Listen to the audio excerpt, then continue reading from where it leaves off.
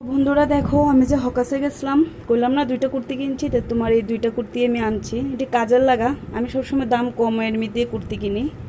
আর আমার মেয়ের লাগায় আমি মানে শপিং মল টলের থেকে ভালো দামি ড্রেস নিই, আমি কম দামি ড্রেসই পরি।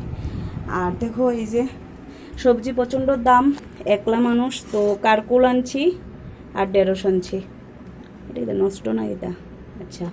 আর ধর ফাঙ্গাস মাছ আনছি, কারণ সব মাছ খাইয়ে ট্রাই করছি, কিন্তু ফাঙ্গাস মাছ অনেক বছর ধরে খাই না, তো ভালো মাছকে ট্রাই করি, জাস্ট মানে অল্প করে আনছি। আর ওই দেখো চা খাওয়ার লাগে, আমি চা খুব ভালোবাসি, চার লগে কেক বেকারির থেকে আনছি আর বিস্কিট।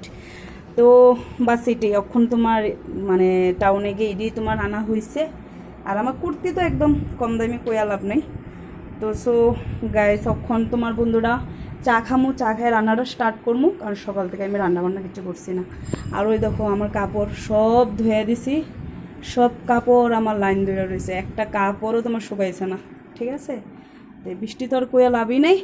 তো ওখানে এতটুকুই ভিডিও করলাম, আর রান্নাটা আমি তোমার দেখাবো ঠিকই। ঠিক আছে বন্ধুরা, তো বাই।